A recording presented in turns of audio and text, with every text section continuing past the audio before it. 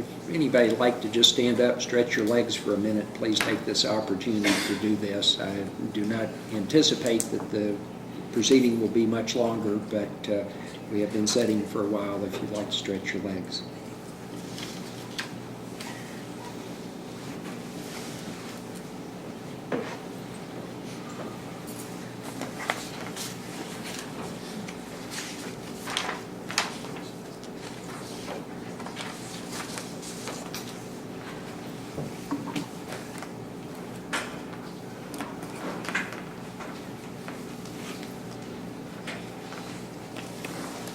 Or may I approach? That cancels person. Go to the restroom. If that's Okay, yes, sir.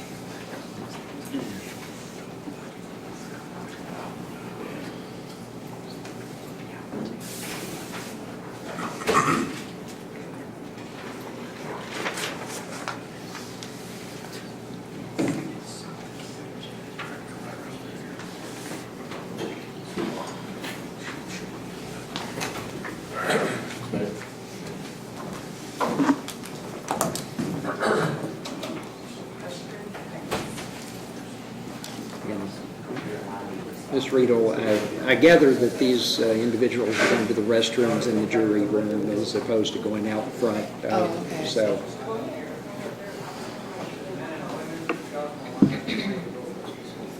and if there's a request, I'll question them on that if you wish, ma'am.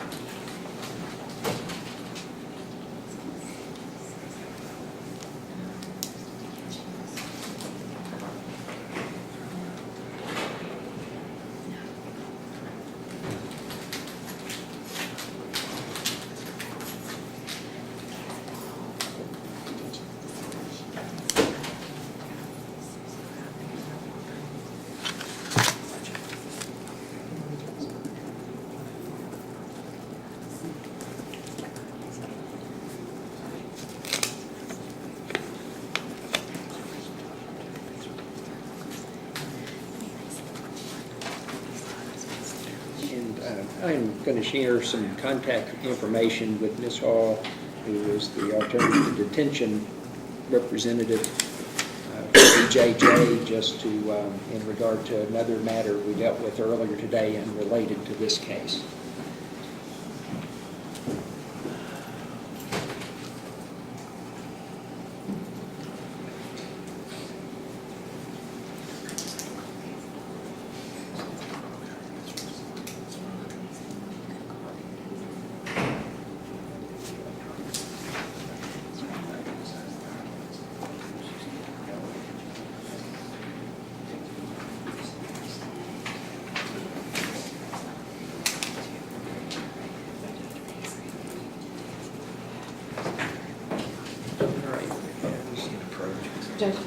Do we need to wait for Mr. Edwards to return to the courtroom, Mr. Darling? Yes, please. I'm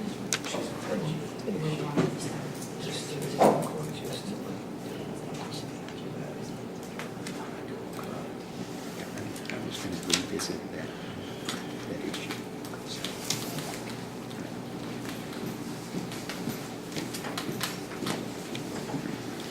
So we can proceed?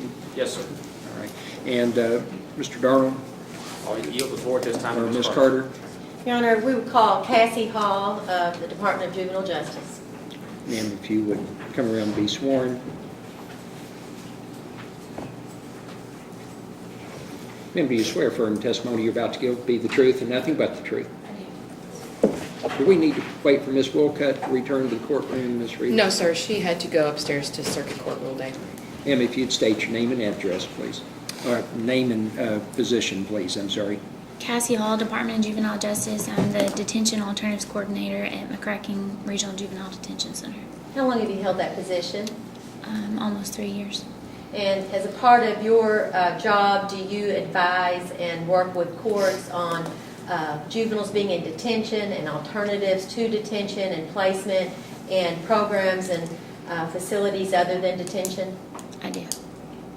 in this case with a juvenile charged with 2 counts of a Class A felony and 12 counts of Class B felonies, are there alternatives to detention other than being placed? In other words, if he's placed in detention, do you have alternatives? Do you have ankle monitoring available, out of detention placement? Are there any alternatives?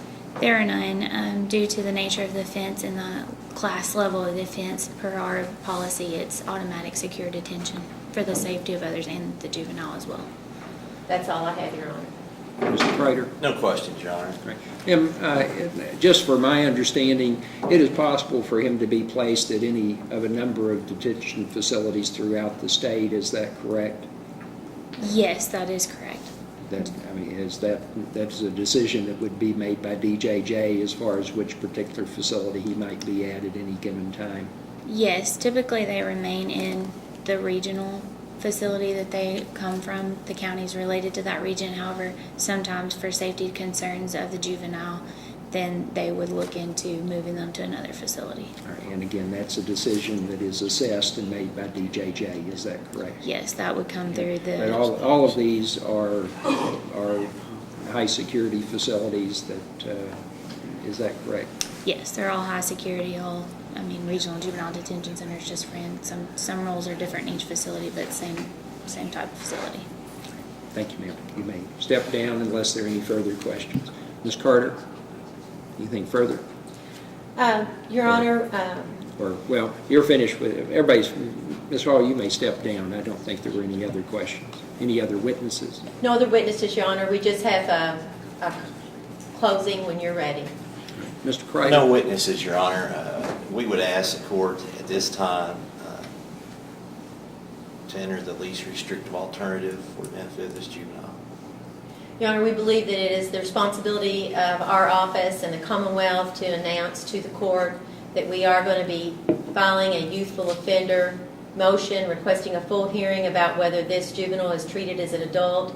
As you have noted in your reading of the rights, that he would be facing a substantial amount of time in prison. We believe that this fact alone creates a risk to this juvenile, his mind state. We also are concerned about this being such a serious crime and the state of our community, that would it be unsafe for him to be in the community. And then, Your Honor, I don't even believe that I need to comment on how dangerous we think he is. And the state requests that he be in a secured facility until we can hold the youthful offender hearing. Yes, ma'am. In regard to the second phase of the detention hearing, obviously the charges against Mr. Parker reflect the most serious charges that the law can recognize, those that would constitute Class A felonies for an adult. The number of counts, the nature of the alleged conduct, the testimony that the court has heard today concerning the advanced actions and those that occurred during and after the situation that resulted in these charges all indicate to the court that there is no alternative but to order Mr. Parker detained in a detention facility as designated by the Department of Juvenile Justice. And now, Ms. Carter, Mr. Darnold, Ms. Carter, Mr. Kreider, Ms. Riedel, the issue then becomes when we need to set the next hearing. Your Honor, the Commonwealth will have our motion ready in the very near immediate future, and we would be ready to present a youthful offender probable cause hearing on this at the court's earliest availability. We would request The court's available as early as tomorrow, Ms. Carter. Thank you, Your Honor. Obviously, I would, and I would make myself available, and I make that statement because this really doesn't have anything to do about my availability. It has to do with the amount of time that the Commonwealth needs to be prepared Thank to you. present the hearing, and the amount of time that the defense counsel needs to be prepared to represent the defendant. We propose February 22nd. Right. Well, Ms. Carter, if I may finish, there was also an issue raised about whether private counsel would be retained. and I will need to know very quickly whether that needs to be taken into consideration. If there's a possibility of private counsel being retained, I cannot set a hearing today until Okay. that issue is resolved. By the same token, I do not believe that it is appropriate to delay very much in regard to getting this matter heard so that the appropriate decisions can be made. And Your Honor, we withdraw that date and request February 8th. all right.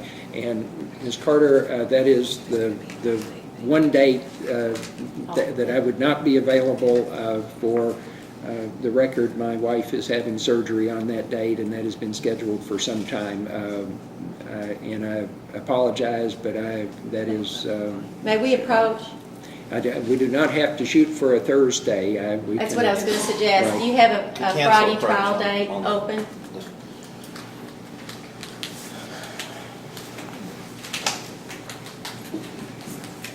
What about the 9th? That would get us, the 9th. That would get us before the grand jury on the 12th. I didn't realize what I said, 22nd, there's a grand jury. Yeah. That was the